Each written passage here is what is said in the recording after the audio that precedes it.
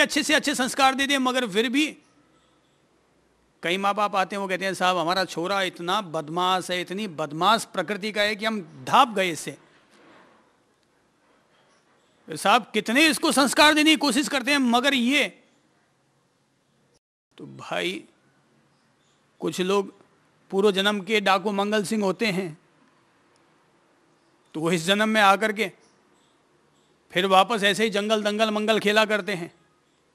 तो यही सब उल्टे सीधे वो किया करते हैं। तो होता है, हर एक के अपने प्रारब्ध होते हैं। ये तो कोई भव्य जीवों के भीतर भव्य पराक्रम करने के सत्वशील भाव पैदा होते हैं तो ही कोई व्यक्ति बाहर निकल पाता है, और जो बाहर निकल पाता है वे लोग ही 7वें धरातल पर पहुंचते हैं। और वो धरातल अप्रमत्त दशा का धरातल है। 6ठा धरातल संयम का धरातल है, संयम ग्रहण करने का धरातल है, जीवन में व्रत नियम धारण करने का धरातल है। पर 7वां धरातल अप्रमाद दशा का धरातल है, अर्थात व्यक्ति अब अपने लिए जग गया, अब उसे अपने दायित्व का बोध हो गया, अब उसे अपने आप से प्यार हो गया। अपने आप से प्यार हो गया। अब तक अपन लोगों को प्यार तो होता है, दूसरों से प्यार होता है, अपने आप से प्यार नहीं होता। अध्यात्म और कुछ नहीं है, अपने आप से प्यार है। ध्यान और कुछ नहीं है, अपने आप से अपनी मोहब्बत है। जब गीता कहती है अपने द्वारा अपना उद्धार करो, तो इसका मतलब ही यही हुआ कि अपने आप से अपना प्रेम का रिश्ता जोड़ो। तुम्हारा पहला मित्र कौन? तुम स्वयं, न कि कोई और। तुम अपने आप को अपना मित्र मानोगे तो दुनिया में सब लोगों के प्रति अपनी मित्रता साध लोगे, और अगर अपने आप के प्रति अपनी मंगल मैत्री न सधी तो किसी के प्रति मित्रता होगी और किसी के प्रति शत्रुता होगी। किसी के प्रति मित्रता होगी और किसी के प्रति शत्रुता होगी। क्यों? क्योंकि अपने प्रति मैत्री नहीं हुई है। हम दूसरों से ही जुड़ते चले गए, दूसरों से ही जुड़ते चले गए। अगर मैं अपने आप से प्रेम किए बगैर अगर आप लोगों से प्रेम करूंगा तो ये प्रेम कभी टूट भी सकता है। पर मैं आप लोगों से प्रेम क्यों करता हूं? क्योंकि मैं अपने आप से प्रेम करता हूं, और जो मुझे अपने आप में दिखाई देता है वही आप लोगों में दिखाई देता है। जो परमात्मा मुझे अपने आप में दिखाई देता है वही परमात्मा आप लोगों में दिखाई देता है। तो चूंकि मैं अपने आप से कभी नफरत नहीं करता, इसलिए आप में से भी किसी से भी कभी नफरत नहीं कर सकता। और अगर मैं किसी से भी अगर नफरत कर बैठा तो मैं समझूंगा कि मैंने अपनी जिंदगी में पहली दफा अपने पांव पर अपनी कुल्हाड़ी चलाई है। क्योंकि दूसरों से नफरत करना नहीं है, वरन वो अपने आप से ही नफरत करना है। हर समय मुस्कान भरी रहती है। क्यों?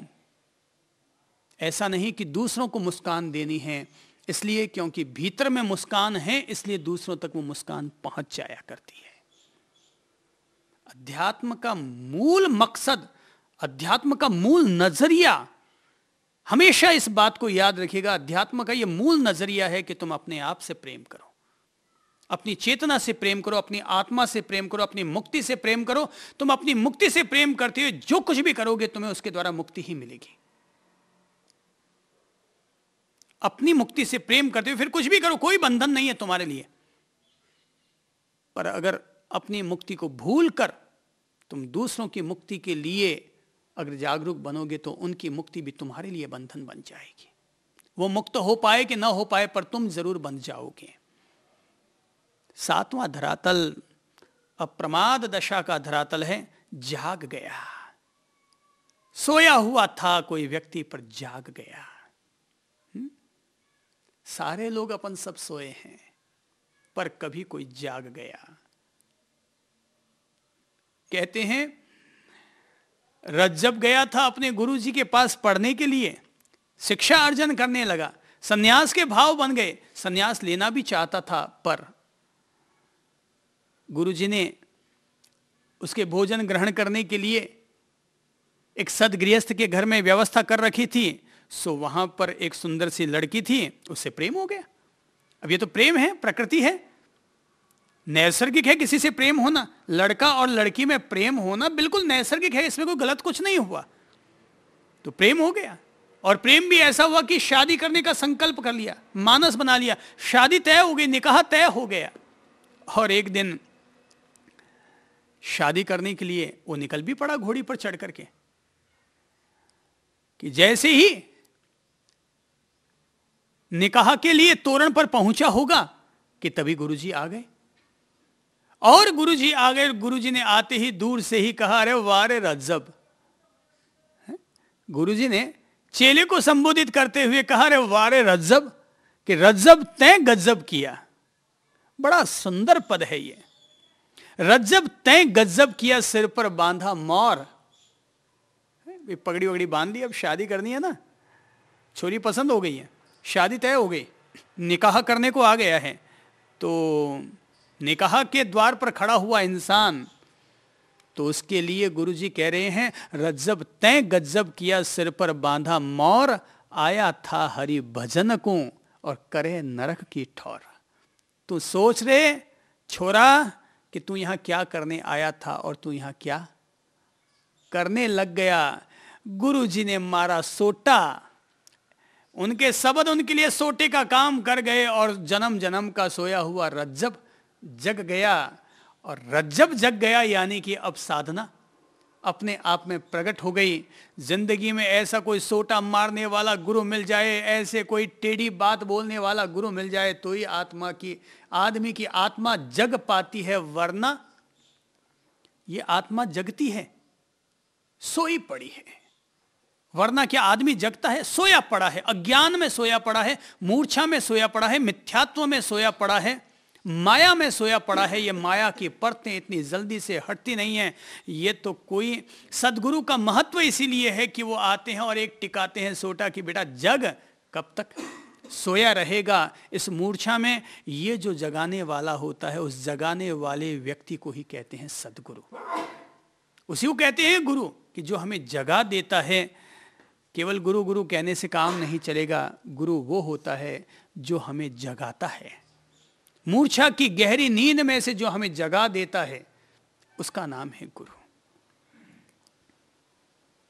तो जब कोई व्यक्ति जागरूकता की तरफ बढ़ता है, आत्म जागृति की तरफ बढ़ता है, तो कहीं जाकर उसके जीवन में 8वां धरातल प्रकट होता है, जिसे कि श्री भगवान अपने आप में अपूर्व करण नाम देते हैं। अर्थात अब उसका नाम क्या हो गया उस धरातल पर चलने वाले साधक का? अपूर्वा। कि अब अपूर्व स्थिति हो गई है, कि जैसी स्थिति पहले थी अब वैसी स्थिति नहीं रही। अब तो उसके भीतर अद्भुत अद्भुत ऐसी क्रांति हो गई है, चेतना में ऐसा रूपांतरण हो गया है कि अब पत्थर पत्थर ना रहा, अब पाषाण पाषाण ना रहा, पाषाण भी परमात्मा होने के करीब हो गया। अब पत्थर किसी पहाड़ का टुकड़ा ना रहा, अब पत्थर भी ठुक ठुका करके वो पत्थर भी किसी मंदिर की प्रतिमा बन गया।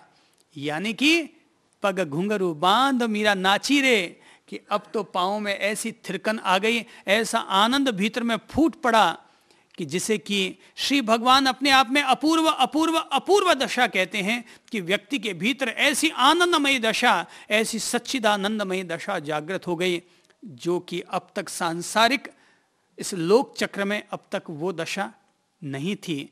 यानी कि एक ऐसी आत्मदशा जैसे कि श्रीमद् राजचंद्र जी के भीतर बहुत सालों पहले घटित हो गई थी। वो 8वें गुण स्थान से भी आगे बढ़ गए, 8वें धरातल से भी आगे बढ़ गए। तो ये जो अपूर्व करण वाली जो स्थिति है, ये अपने आप में अद्भुत अद्भुत स्थिति है। कोई भी साधक जब सिद्ध बुद्ध मुक्त चेतना की तरफ बढ़ता है, तो तभी बढ़ पाता है जब वह अपनी आत्मदशा में ऐसी अतिशय श्रद्धा से भरी हुई, ऐसे सत्य के सूर्य के प्रकाश से भरी हुई दशा से गुजरता है, तो ही आगे के धरातल इंसान के करीब आते हैं। आगे के धरातल क्या हो सकते हैं, ये तो किसी भी व्यक्ति को तब समझने चाहिए जब वह पहले से निकल करके, दूसरे और तीसरे से निकल करके पहले, चौथे और 5वें के करीब आए, 5वें से निकलकर 6ठे और 7वें के करीब आए। और जब कोई व्यक्ति 8वें धरातल पर अपने कदम रख देता है, तो उसको साफ तौर पर आगे के धरातल भी खुद ब खुद में ही नजर आने लग जाते हैं। और जब तक कोई व्यक्ति इस दशा तक नहीं पहुंचता है, तब तक आगे के जो अदृश्य लोक में दिखाई देने वाले धरातल हैं वो आदमी की समझ में, आदमी की पकड़ में आ नहीं पाते। अर्थात केवल ऊंचे शिखरों को देखो मत, अपने भीतर अपना विश्वास जगाएं, अपने भीतर सत्य के प्रति अपनी निष्ठा जगाएं और 4 कदम फिर से अपन लोग आगे बढ़ाएं। अपनी ओर से इतना ही अनुरोध करता हूं। आप सब लोगों के लिए अमृत प्रेम।